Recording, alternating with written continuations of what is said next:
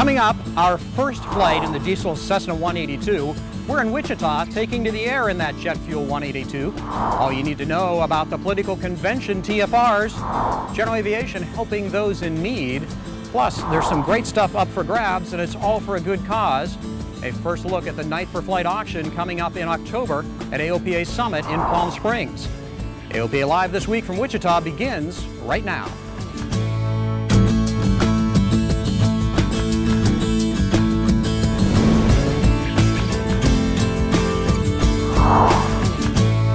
Hello and welcome to the air capital of the world. Welcome to Wichita. You know, AOPA Live This Week goes wherever we need to bring you the stories and, more importantly, the video you want to see. Ever since Oshkosh, the buzz in general aviation has been over the jet-fueled Cessna 182 JTA, but nobody has flown it until now. And we're the first to let you see and hear the Diesel 182 in action. On the far left upper row, there you go. And it's ready to crank. Clear prop. This sure doesn't sound like a 182. Well, for the JTA, of course, it's a diesel cycle engine made by SMA in France. 230 horsepower, 305 cubic inch.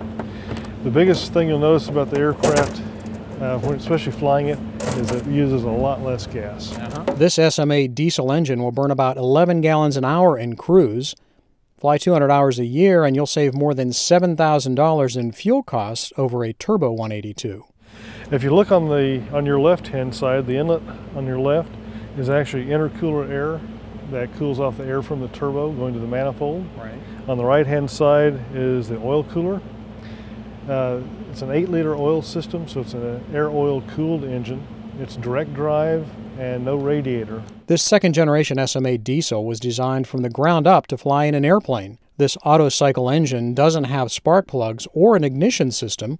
The 15-to-1 compression ratio is what ignites the jet fuel, and it's only jet fuel that it burns. It doesn't burn diesel. The cylinders are quite different on a compression engine, or compression ignition air engine than on a conventional spark plug engine. Part of the difference you'll see on here is you got the cylinder heads that are actually held on with the through bolts that actually go all the way through the engine case to the other side. Very strong, very rigid. This solid engine has a 2,400-hour TBO. So let's fire this puppy up and go flying. It takes a little bit longer to warm the oil up before takeoff, but that's kind of something you do in lieu of a normal run-up. Since you don't have any mags to check or any prop to check with the engine. Slightly longer is a, well, slight exaggeration. We just kind of pull over here in the far corner if you'd like, and we'll run the engine for just a couple minutes. On a warm Wichita day, it was about 12 minutes from engine start until the oil was 150 degrees Fahrenheit, warm enough to fly. You can just push it all the way up there. Push the single lever power control to the stop and the JTI flies off, well, like a 182. We were right at gross weight and we got about 850 feet per minute at the best rate climb speed. One thing that catches your attention is the manifold pressure. You have a manifold pressure of 82 inches, which is pretty impressive at 2,200 RPM. That's as fast as the prop ever turns, and that contributes to the 182 JTA being a quiet airplane. Perhaps not so much on the inside, but most notable during a flyover. In most respects, the JTA is, well, very much a 182, putting out the same 230 horsepower as the avgas-powered T182T turbo model it replaces. As a result, cruise speeds are quite similar, with the JTA reaching its best speed at about 12,000 feet, whereas the T182T is faster at closer to 20,000 feet. But the JTA burns significantly less fuel, allowing fuel to be traded for payload while getting the same range.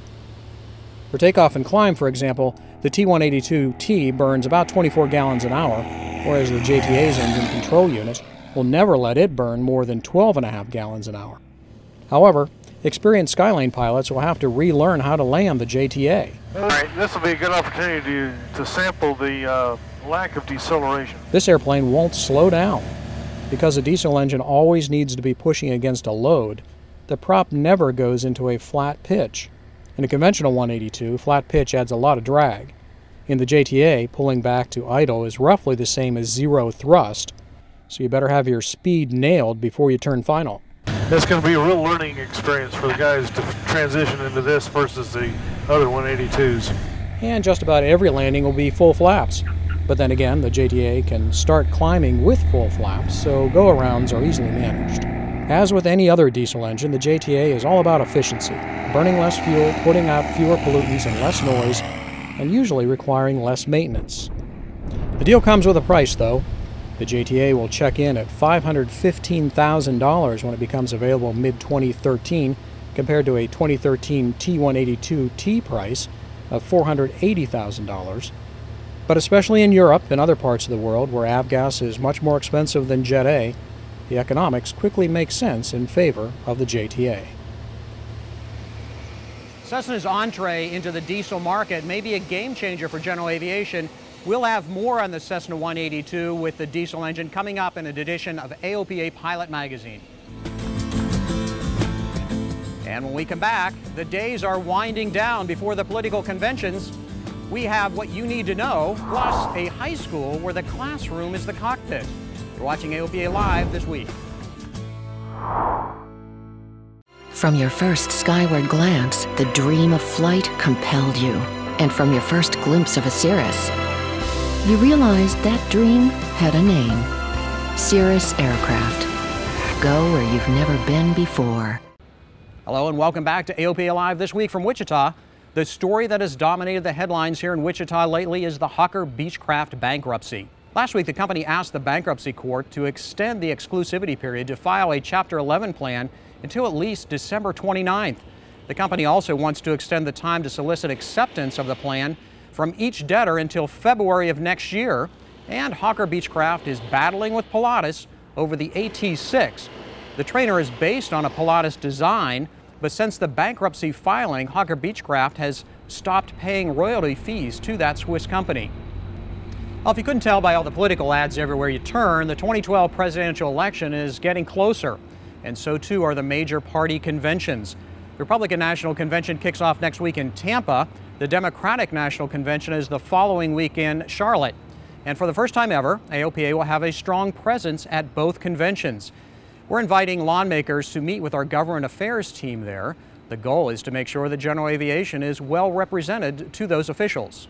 This is an opportunity that only comes once every 4 years, where you get political leaders from all across the nation at every level together in two places in America where we can do two things. We can tell them the story of general aviation, and we can get together with people who've been friends of ours, supporters of general aviation, and let them know how much we appreciate the work that they've been doing for us. And with the conventions, unfortunately, come temporary flight restrictions. AOPA Live's Warren Morningstar has the details. Tom Zecca lives and breathes security TFRs on behalf of AOPA members. So when the feds first started contemplating TFRs around the political conventions, Zecca started advocating. And of course, the concern was the duration. It's a 5-day event for all practicality, so stopping general aviation, shutting them down in a 30 nautical mile area or even greater for 5 days would have been detrimental to a lot of the local businesses and operators. AOPA and other industry representatives started talking. When they first started working on designing the TFR for the Republican National Convention, the FAA, the TSA, and the Secret Service sat down with industry partners, general aviation, to discuss the impact of it on the economy and operations in the area. And that willingness to talk is a big change from some years ago. Yeah, it shows a great deal of cooperation now with these government agencies. Just several years ago, it would have been put in place with a 10-mile no-fly zone, 30 nautical mile restricted area with certain provisions for getting in and out. No questions asked, no provisions made. So yeah, to sit down and talk with the government agencies and have them redesign and allow some gateway airports for access in and out of the 10 nautical mile no-fly zone, as well as some operations within the 10 to 30 nautical mile restricted area, is a big step. So here's what you need to know for next week. Well, it's actually broken into two parts. The first day, the 26th, there is a TFR over a specific area, and that's actually the inner ring, 10 nautical mile ring here, is on the 26th, and the 30th is this larger ring. And again, that's from on the 26th only from 2 p.m. till 11 p.m. at night. Second TFR begins on the 27th, and it begins with a small 3 nautical mile no-fly zone centered around the convention center. That 3 nautical mile TFR will actually also be in effect on the 26th, but it's very small. It's over the convention center. But for the 27th through the 30th, there then is a 10 nautical mile TFR, and then the larger 30 nautical mile area that'll run the 27th through the 30th. When the TFR is in effect on the 27th through the 30th, the screening airports are going to be Orlando International and Sarasota Airport.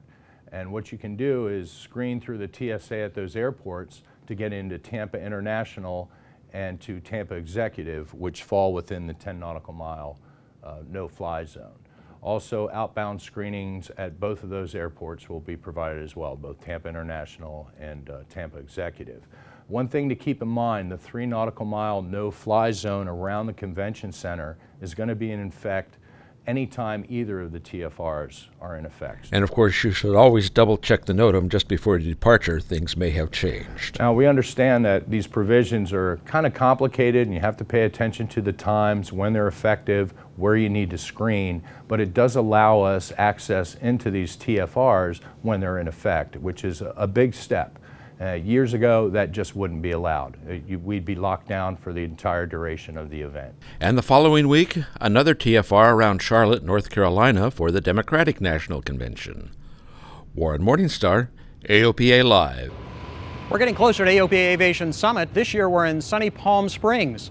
We'll bring you several days of informative and fun events. It all starts October 11th, and that's just 8 weeks away. You can find out the full schedule of events for Summit and register to attend right now at aopa.org/summit. Thursday the 11th at Summit is a night for flight. It's a fundraising gala for the AOPA Foundation. The benefit will be set at the Vintage Riviera Palm Springs Resort, which will transport you back to a time when Frank Sinatra and the Rat Pack ruled the entertainment scene and Hollywood was in its golden age. And take a look at some of the things available at the Night for Flight auction. You can preview things up for bids right now online. They include the Harrison Ford experience, lunch with the megastar and a tour of his private hangar and a flight around Los Angeles with him. Summit registration is not required to attend a Night for Flight. Find out more and get the link to the items up for bid right now at the web address on your screen.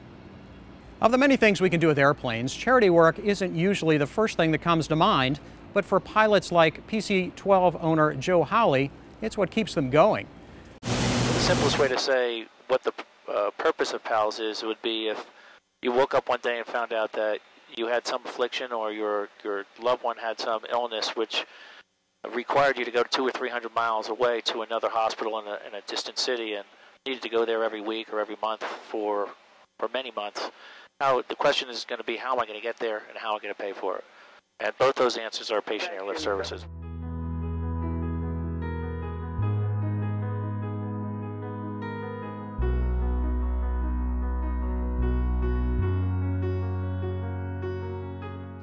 When we found out he had severe organ failure, they told us that he had about an hour to live and we had to make a decision whether to treat it for leukemia or HLH, and they said pray that it's leukemia because it would be a much better option for your son.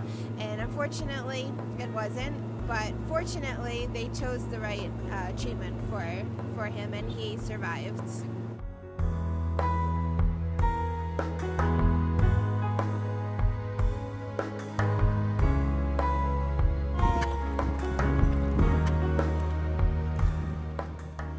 Center, good morning. Apache Flight 7 Hotel Lima 260.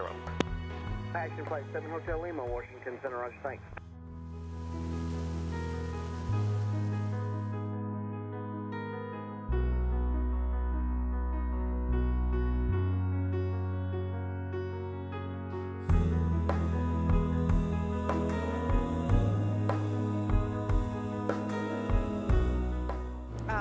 Just within the last 2 weeks, he has made such a huge turnaround, and the doctors were just so unbelievable and unbelievably impressed with how far he has come. That's why we're going home. What?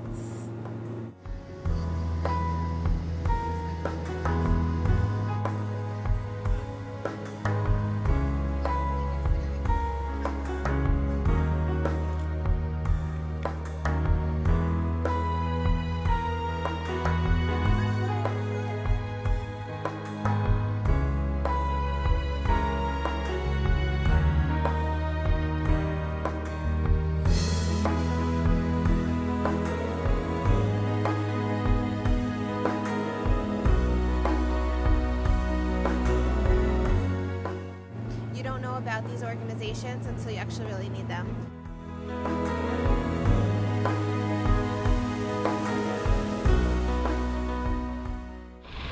Imagine graduating high school with a diploma, an associate's degree, and a private pilot certificate. That's a reality for some lucky kids. Find out more just after the break. You're watching AOPA Live This Week from Wichita.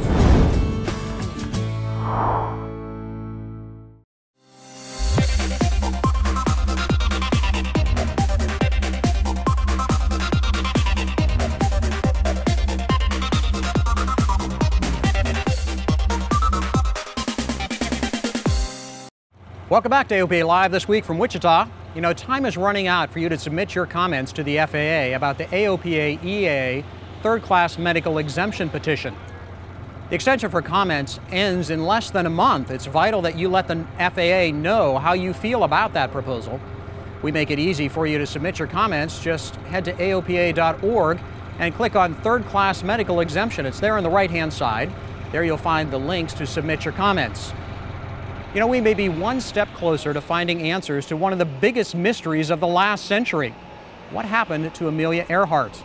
Take a look at this. This is a screenshot from underwater video. It was taken by researchers from the International Group for Historic Aircraft Recovery, or TIGER.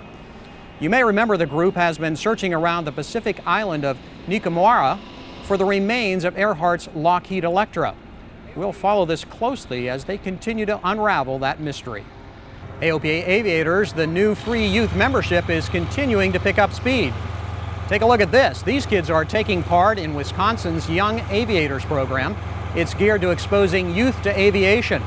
The program, which centers on aircraft construction, pilot ground school simulator experience, and up to 5 hours of flight lessons, is in its 6th year of operation. It went on earlier this month at Racine, Wisconsin's John H. Batten International Airport. And over the course of a week, the program uses aviation as a spark to generate ongoing interest in careers focused on science, technology, engineering, and math, or STEM. AOPA Great Lakes Regional Manager Brian Buds says Aviators is the perfect companion to programs like this one. It's something that's a great introduction for them through the program, and then unfortunately, at the end of the week, the program comes to an end, and that's where AOPA Aviators comes in. It can be a great segue for them to keep engaged with aviation, network with some of the fellow students that they might not have known initially. Brian reports that all the young people in the program signed up for Aviators. If you know a teen who wants to join, send them to AOPA.org/AV8RS.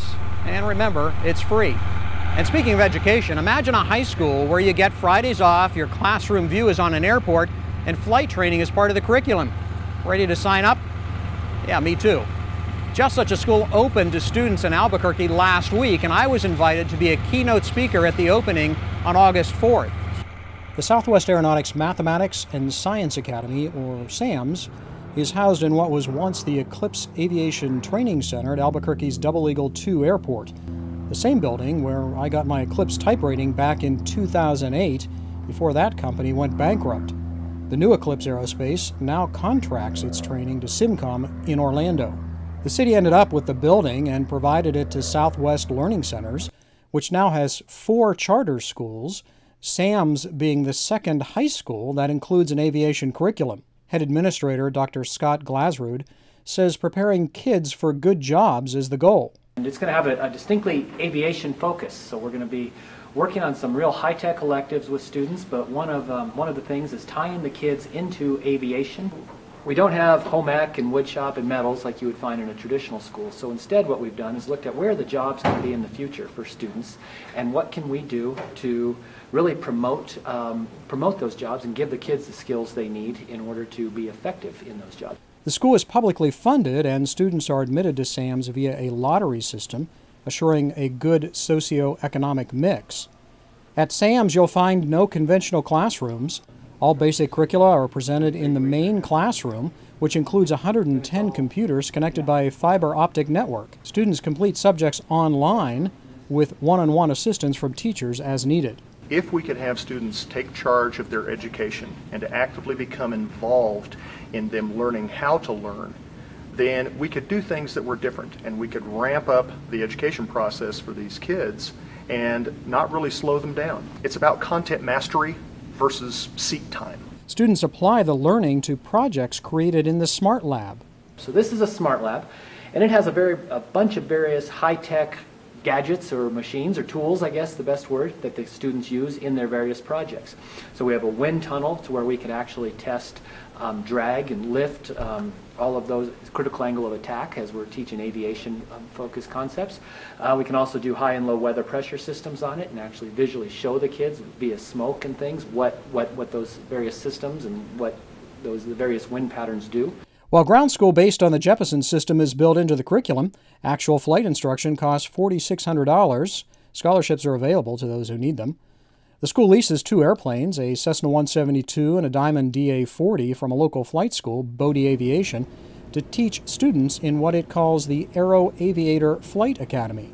The primary purpose of aviation is using aviation and aerospace-related concepts as a conduit to show kids a practical application for the theory, in essence, that they learn in their classes, so that we can show them how algebra, trigonometry, geometry, earth science, physics can be applied to one aspect of their lives. If they even choose to follow their heart into art history, let's say, then at least what we will have done here through the school is that we will have a student that will have graduated here with a higher level of technological literacy, that they can function better in our 21st century. Interest in the school has been overwhelming, with initial enrollment at about 320 kids in grades 7 through 12. Those who plan their schedules correctly can leave the school with a high school diploma, an associate's degree at a local community college, and a private pilot certificate. Not a bad gig. That's it for AOPALive this week from Wichita. Next week we'll be in Tampa for the Republican National Convention. The following week we'll be in Charlotte for the Democratic National Convention. Thanks for joining us. We'll see you then.